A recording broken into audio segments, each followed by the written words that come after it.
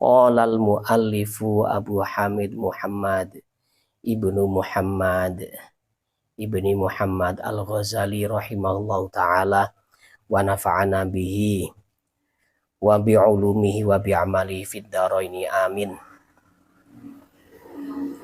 Fa illam tasihha mongko lamun ora sah apa niat, fahuwa mongko utawi adamu sihhatihi ma'dinu ghururil juhali iku nggon sumbere tertipune pira-pira kang bodho, wa mazallatu aqdamir rijali lan nggon keplesete pira-pira delamaane pira-pira wong lanang. Jadi niat itu harus betul. Kalau niatnya ini tidak betul, maka termasuk orang-orang bodoh yang tertipu, dan termasuk orang-orang yang terpleset kakinya. Jadi niat dalam hal-hal yang positif, dalam segala kebaikan, dalam mencari ilmu, ibadah, dan lain-lain, ini harus benar-benar lillahi ta'ala. Orang kalau lillahi ta'ala betul, itu tanda-tandanya itu satu, istiqomah. Istiqomah yang nomor dua itu sudah tidak memandang siapapun selain Allah. Itu benar-benar ikhlas. Ya. Jadi ini yang paling kelihatan sudah itu istiqomah itu. Ya. Orang kalau ikhlas sholat jamaah di masjid, bagaimanapun dia ini kalau kelihatan sering ke sana dalam kondisi apapun tetap istiqomah, maka dia ini tergolong orang yang niatnya benar-benar ikhlas. Ya. Al-halatu tsaniyah utawi keadaan kang kaping pindho. Allah taqdira. Iku yento ora mampu sapa sira ala tahsilil ilmi ing atase ngasilno ilmu. An-nafi'i ingkang bermanfaat apa ilmu fin dini ing dalam agama. Walakin tashtaghilu tetapine ketungkul sapa sira biwadhaifil ibadati kelawan pira-pira tugas-tugas ibadah. Minadz dzikri bayane zikir wa tasbihi lan maca tasbih wal qiraati lan maca Quran was sholati lan maca sholawat utawa sholat pisan. Fadzalika mongko utai mengkono-mengkono az-zikru ila akhirih min darajatil abidina iku setengah sangking pira-pira derajate pira-pira wong kang ibadah. Wasiyaris sholihina lan pira-pira tindak lampai pira-pira wong kang sholih. Watakunu lan ana sapa sira aydon kelawan maneh bidzalika kelawan mengkono-mengkono tashtaghilu bi wadhaifil ibadat minal faizina iku setengah sangking pira-pira kang bejo. Keadaan pertama itu kan orang setelah terbit matahari kan mencari ilmu afdalnya itu. Kalau orang ini tidak mampu untuk mencari ilmu atau nasrul ilmi, mungkin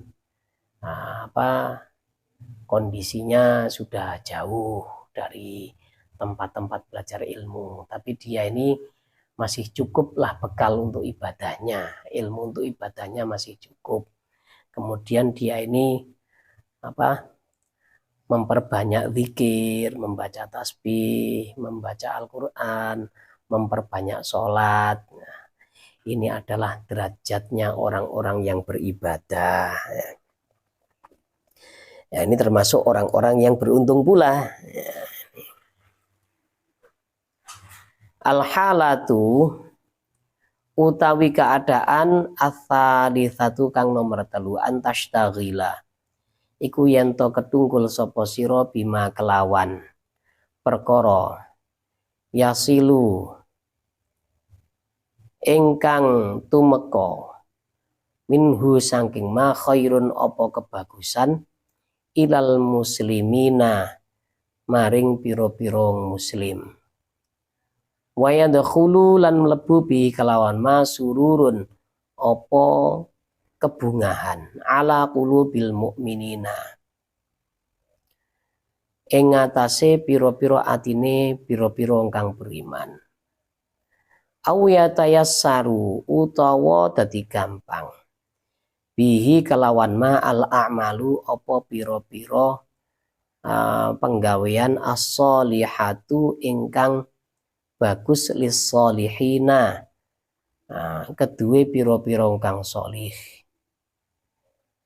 Ka khidmatil fuqaha'i kaya ngeladeni piro-piro ahli fikih wasufiyati lan ahli sufi, ahli tasawuf, wa ahli dini lan ahli agama. Wa taraddudi lan mondar-mandir fi asyghalihim ing dalam piro-piro kesibukane fuqaha. Keadaan yang ketiga, pilihannya ini ya, tidak zikir ibadah, tidak nasyrul ilmi, tidak mencari ilmu, tapi apa? Membantu sesama muslim, sesama orang-orang yang beriman ya. Menyenangkan mereka, kemudian mempermudah pekerjaan-pekerjaan orang-orang solih ya. Seperti khidmah atau melayani para ulama-ulama ahli fikih, ahli sufi, ahli tasawuf, ahli agama ya. Kemudian dia ini selalu bolak-balik ya, ngurusi kesibukan mereka. Ini juga termasuk salah satu jalan ya, salah satu jalan untuk mencapai ridho Allah. Manusia itu kan tidak sama. Kalau dalam kitab Kifayatul Atqiyah itu diterangkan ya, thoriqoh atau cara untuk mendapatkan, untuk wusul kepada Allah ya. Yang diperlukan wusul untuk wusul kepada Allah itu kan pertama syariat dulu, kemudian thoriqoh, nanti terus terakhirnya hakikat. Ini dalam babakan ilmu tasawuf ya. Tiga ini saling terkait, tidak boleh terpisah. Syariat harus ada thoriqohnya ya. Nanti setelah thoriqoh akan muncul hakikat. Nah ini thoriqoh tanpa syariat tidak sah.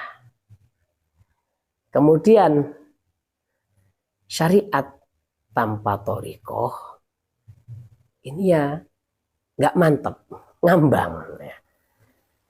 Hakikat tanpa syariat sesat. Nah ini ya. Jadi tiga ini saling terkait. Nah salah satu amalan thoriqoh, orang itu bisa mengamalkan thoriqoh dengan benar kalau dia ini sudah berkecimpung dalam syariat. Syariat kan wajib sholat, kewajiban ibadah fardu ditunaikan. Ya. Lah supaya bisa muncul keistimewaan, maka syariat ini perlu dithoriqohi. Orang Jawa itu bilang ditirakati. Tirakat itu thoriqoh. Bagaimana tirakat itu atau thoriqoh ya? Ya macam-macam. Ada thoriqoh ini ngajar, nasyrul ilmi ya. Ini yang paling afdol. Hari-hari ngajar ya. Seperti guru-guru kita itu ya, Abu Ya Sayyid Muhammad bin Alawi Al-Maliki itu. Beliau kalau dilihat sholat-sholatnya itu ya tidak seperti Sayyid Ali Zainal Abidin yang sampai satu malam 1000 rakaat. Tidak sampai seperti itu. Bahkan ketika ada santri beliau ini yang berpuasa, ketahuan pasti ya. Disuruh iftar, suruh membatalkan puasanya karena apa? Tugas ngaji seorang santri ketika mondok di pondoknya Said Muhammad bin Alawi ini kan berat. Ngajinya soalnya full day.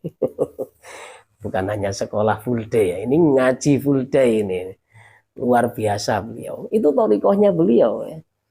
Jadi mulai ba'da subuh sampai jam berapa sampai malam itu isinya ya ngaji kitab. Terus untuk ibadah-ibadah sunnah bagaimana beliau? Ya sekedarnya.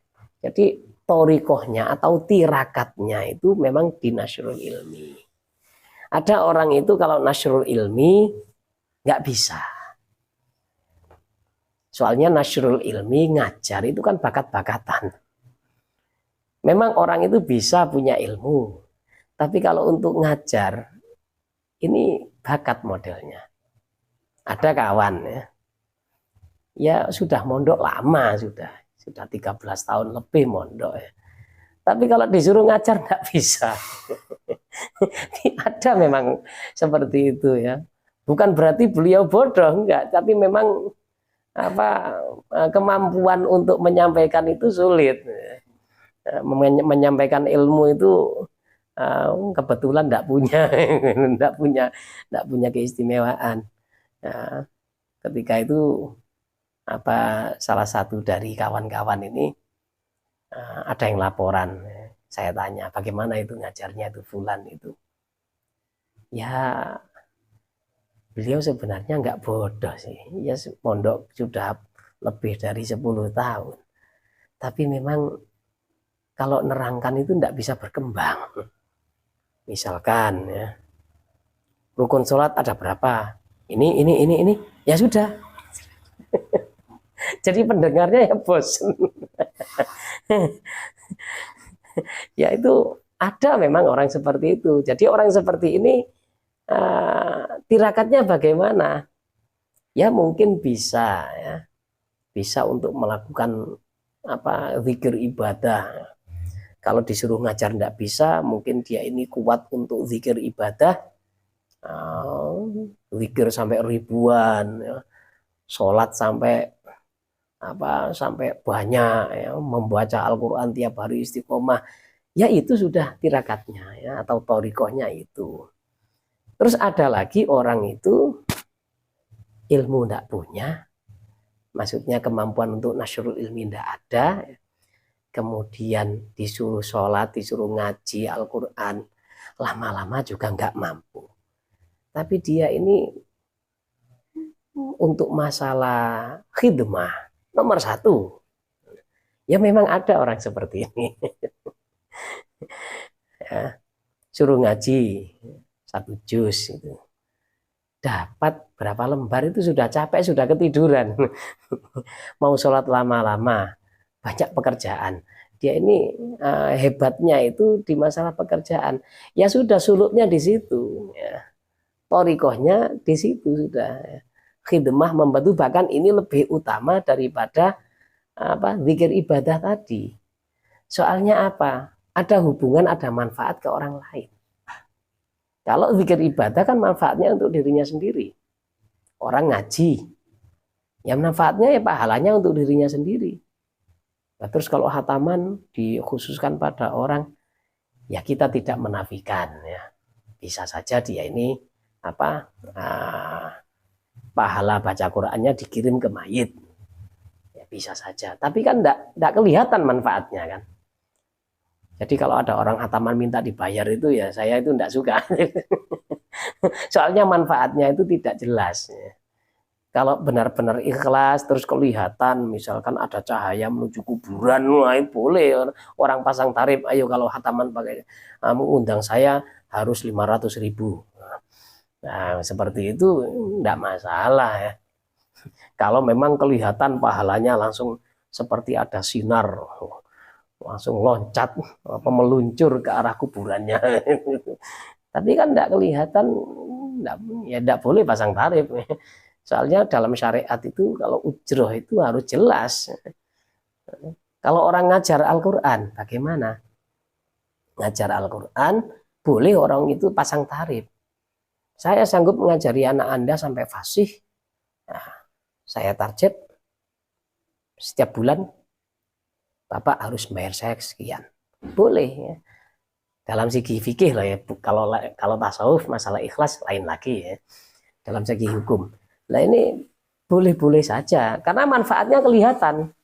Awalnya bacaannya jelek menjadi bagus. Nah, ini kok malah kemana-mana ya. Jadi ada orang itu yang memang seperti itu, ya. Nggak disuruh zikir ibadah kurang kuat, ya. Nggak mampu dia ini. Tapi untuk masalah kerja, untuk masalah khidmah luar biasa. Ya sudah suluknya di situ, bahkan lebih afdol daripada orang yang zikir ibadah karena ada manfaat untuk dirinya dan orang lain. Manfaat dirinya bagaimana? Dia khidmah, ngeladeni ahli ilmu, ngeladeni masyarakat, dia dapat pahala. Nah terus masyarakat menjadi terbantu.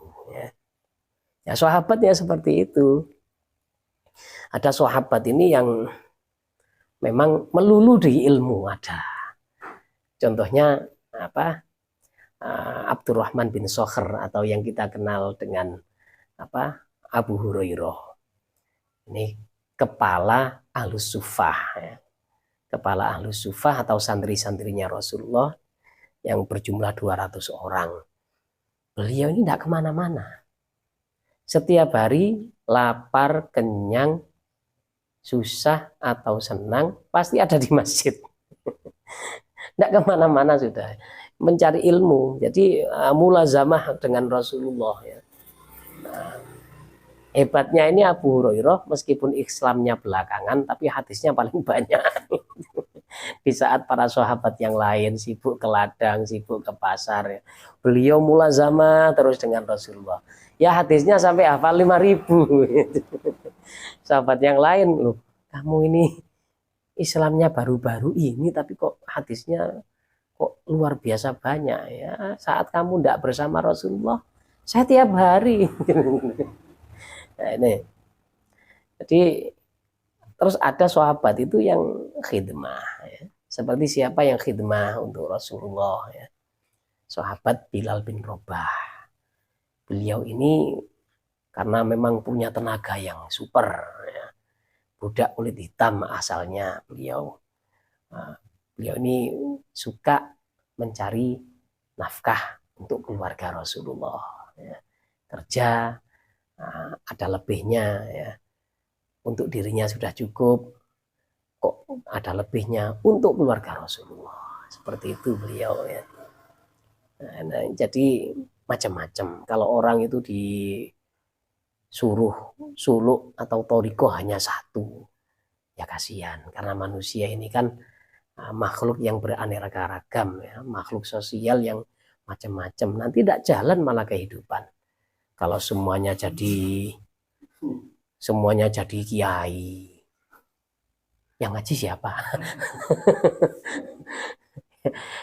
Semuanya jadi santri, yang kerja siapa? Tidak ada.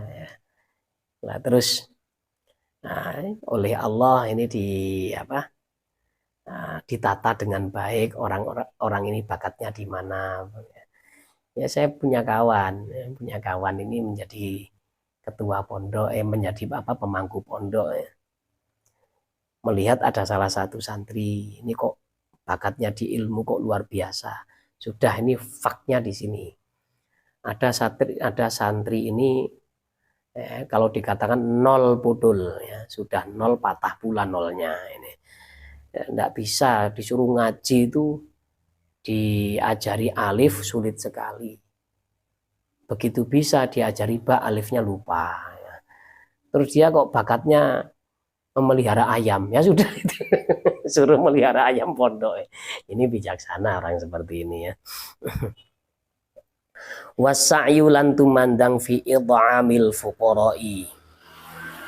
Wasa'yu lan tumandang fi idhamil fuqara'i ing dalem ngenai mangan piro-piro wong fakir, wal masakin lan piro-piro wong miskin, wa taraddudi lan mondar-mandir masalan alal maradha ing atase wong pira-pira wong lara bil iyadati kalawan jenguk wa alal janaizi lan ing atase pira-pira jenazah bitasyi'i kelawan mulasara fakullu dzalika mongko utawi saben-saben mengkono khidmatil ulama afdalu iku luweh utama minan nawafili sang timbang saking pira-pira ibadah sunnah fa inna hadhihi krana sak temene mengkono dzalik ibadatun iku pira-pira ibadah wa fiha lan iku ing dalem hadhihi rifqun utawi ana welas lil muslimina maring pira-pira wong kang Islam ya. Aktivitas yang seperti ini membantu orang lain itu lebih utama daripada ibadah-ibadah sunnah ya. Karena ada belas kasihan untuk orang-orang muslim. Ini seperti yang kami terangkan tadi ya. Jadi kalau ada orang menjadi misalkan ya, ditugaskan menjadi perangkat desa atau ditugaskan menjadi pegawai, ya bisa itu jadi lahan ibadah, bisa niatnya membantu ya. Nah, tapi kalau ada kalau pakai tip-tipan segala itu ini repot ini ya. Dia ini sudah digaji sebulan sekian juta rupiah, tapi untuk pekerjaannya masih ada pungli, pungutan liar ya. Ini enggak benar ya kayak gini nih. Kalau sudah tugasnya ya jangan minta upah lagi. Misalkan ini kalau bukan saya yang ngurusi, motor kamu yang dicuri itu loh, enggak akan ketemu. Jadi harus ada tambahan, tahu sendirilah. Nah ini pungli namanya. Nah, kan sudah tugasnya. Kalau enggak sanggup ya jangan jadi itu. Sudah. Ya, jadi di setiap sendi-sendi kehidupan masyarakat ya, itu sebenarnya ada yang bisa jadi lahan untuk ibadah ya. Dan Allah itu meletakkan hamba-hambanya di mana-mana, hamba-hamba soleh. Antum mungkin tidak menyangka ya, kalau di pemerintahan di situ ada hamba soleh Allah itu ada. Di sini di tempat ini ada hamba Allah yang wali-wali Allah itu ada. Suatu ketika itu di pemerintahan pusat ya, itu ada salah satu pejabatnya, jujur sekali pejabat ini. 1 sen pun tidak pernah ngemplang, itu tidak pernah ya. Tidak pernah ngutil, itu tidak pernah ya. Luar biasa ya. Di eranya siapa, eranya fulan itu ada satu pejabat ini, saya dengar kabarnya itu ya. Luar biasa beliau ya. Padahal tempatnya beliau ini lahan uang. Ditanya, lah sampean kan buat laporan fiktif ya, untuk mengeruk keuntungan kan ya nggak akan ketahuan. Kenapa tidak dilakukan? Jawabannya simpel. Iya di sini saya nggak ketahuan. Tapi kalau di akhirat, nah ini kan berarti memang benar-benar orang soleh. Jadi pasti ada ya, di setiap lini kehidupan masyarakat itu pasti ada hamba-hamba Allah yang soleh di situ. Supaya apa? Ya supaya stabil. Ya. Andaikan di situ memang lahannya koruptor, lahannya orang-orang ngemplang pajak dan lain-lain. Kalau ada satu hamba Allah yang soleh, minimal itu ada kontrol. Nah kalau hamba soleh ini sudah mati, sudah hilang semuanya, ya sudah waktunya kiamat, itu aja. Al-halatu utawi keadaan ar-rabi'atu ingkang nomor 4. Allah taqwa iku yento ora kuat sapa sira ala dzalika ing ngatasi mengkono-mengkono kabeh mulai teko nomor 1. sampai nomor 3. Fashtaghil mongko ketunggulo sapa sira bihajatika kelawan piro-piro kebutuhan sira. Iktisaban kelawan nyambut gawe ala nafsika ing atase awak dhewe sira aw ala iyalika utawa ing atase keluarga sira. Wa qad salima lan teman-teman selamat al muslimuna sapa pira-pira kang Islam mingka saking sira. Wa aminu lan ngrasa aman sapa muslimun min lisanika saking lisan sira. Wa yadika lan tangan sira. Wa salima lan selamat laka kedue sira. Dinuka apa agama sira. Idlam tartakib krana ora nerjang sapa sira maksiatan ing kemaksiatan. Fatana lu mongko memperoleh sapa sira bidzalika fatana lu mongko memperoleh sapa sira bidzalika kelan mengkono-mengkono istighal bihajatika darajata ashabil yamini ing derajate ashabul yamin. Ini keadaan keempat. Nasrul ilmi tidak punya potensi, kemudian zikir ibadah juga tidak sempat, kemudian membantu orang lain juga sebenarnya dia butuh untuk dibantu ya. Bagaimana pilihannya? Ya sudah, ngurusi diri sendiri dan keluarga. Ya mau gimana lagi, mau membantu orang lain. Dia termasuk ekonomi lemah yang harus dibantu. Mau nasrul ilmi, ya tidak ada bakat. Ya. Kemudian mau zikir ibadah, kapan kerjanya? Andai kan uangnya datang sendiri seperti air hujan, ya tidak masalah. Nah, akhirnya dia ini sibuk dengan kerjanya untuk menghidupi sendiri, untuk menghidupi keluarga. Dan orang lain tidak terganggu oleh sepak terjangnya. Mereka merasa aman dari lisannya orang ini dan juga tangannya. Terus dia sendiri agamanya selamat karena dia tidak maksiat. Nah, derajat keempat ini termasuk derajat ashabul yamin. Ini sudah pilihan terakhir ini. Tidak ada pilihan kelima. Ilam takun lamun ora ono sapa sira min ahli taraqi iku saking ahline munggah ila maqamatis sabiqina maring pira-pira tempat jumenenge pira-pira wong kang dhisik. Fahadza mongko utawi iki maksudnya keadaan keempat aqallud darajati iku luwih titik-titike pira-pira derajat fi maqamatid dini ing dalem pira-pira makomi agama.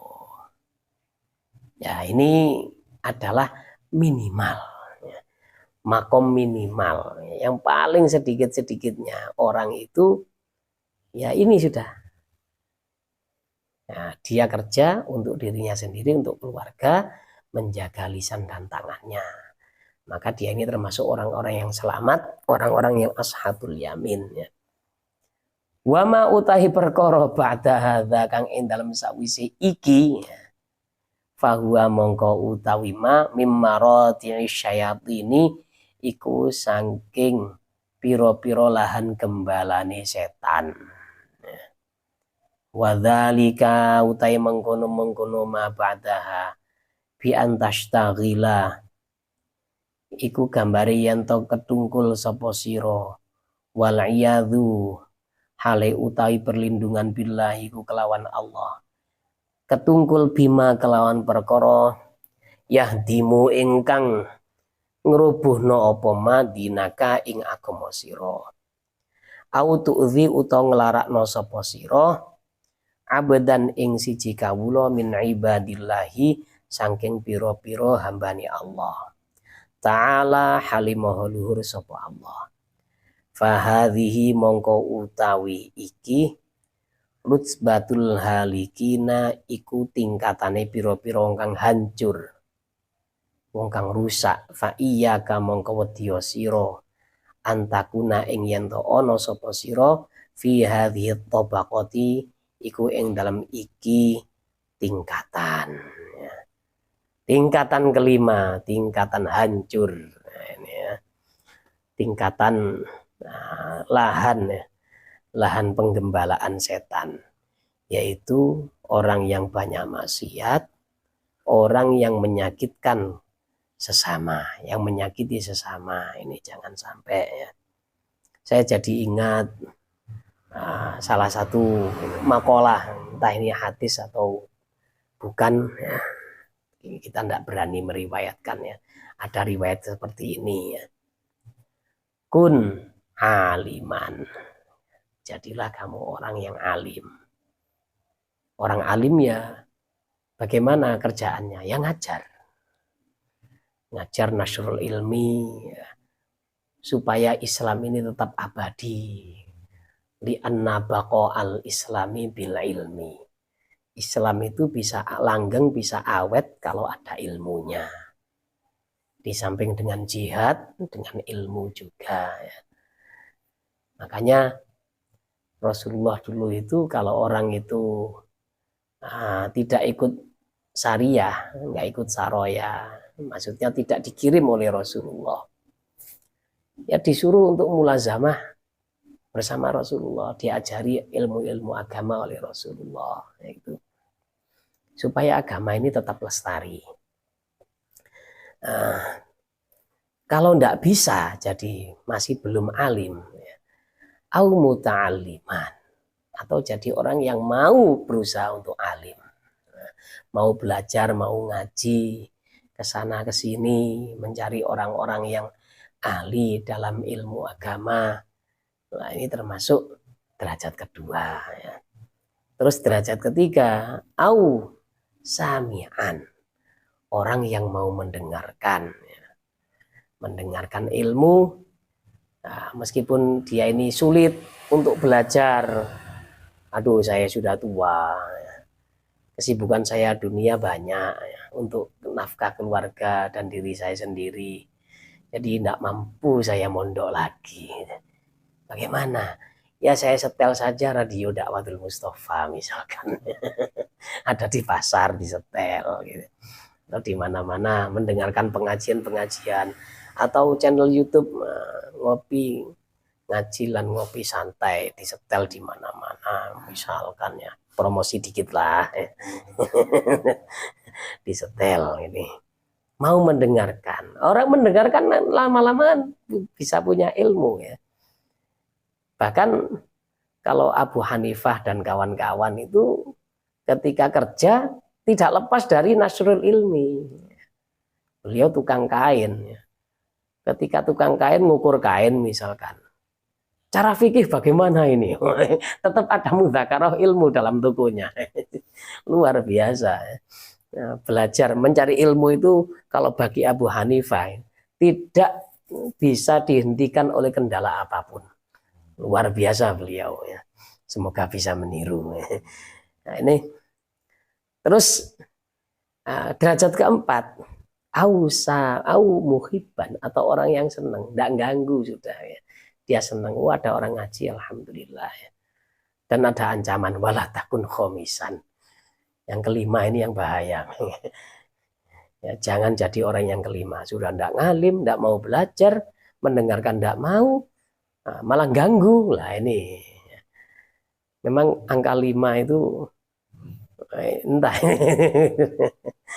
Salah satu ulama kita itu juga ya ada yang agak nyeleneh. Ditanya, Gus bagaimana hukumnya aliran ini ya? Aliran Syiah ya, tanya. Bilang jawabnya, gitu aja kok repot, anggap saja mazhab kelima.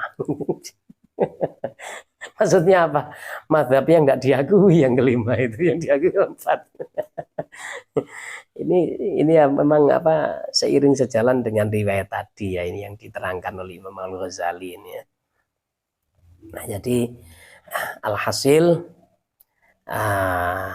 dari pertemuan-pertemuan yang kemarin, aktivitas kita setelah terbitnya matahari ini kalau yang paling afdol adalah berurusan dengan ilmu, nasrul ilmi ya, bagi orang yang memang tidak terbebani oleh masalah ekonomi. Nasrul ilmi, ekonominya sudah kuat, oke wis nasrul ilmi ya. Kemudian kalau bukan orang yang alim, ya mau belajar. Terus juga yang kedua, tidak mampu untuk nasrul ilmi, tidak ada kemampuan untuk belajar, tapi dia termasuk orang yang kuat untuk bekerja, untuk membantu sesama muslim. Nah, ini juga bisa sebagai pilihan. Ya. Aktivitas selanjutnya adalah zikir ibadah. Ini yang kedua, zikir ibadah ya. Nah, tidak mampu untuk nasrul ilmi, zikir ibadah, memperbanyak wirid-wirid, memperbanyak bacaan Al-Quran, sholat, puasa, dan lain-lain, tirakat menurut orang Jawa ya. Aktivitas ketiga membantu sesama muslim, dan aktivitas keempat adalah bekerja untuk menghidupi diri sendiri dan keluarga. Ini kita akhiri dengan doa kifarah majelis. Subhanakallahumma bihamdika asyhadu an la ilaha illa anta astaghfiruka wa atubu ilaik. Assalamualaikum warahmatullahi wabarakatuh.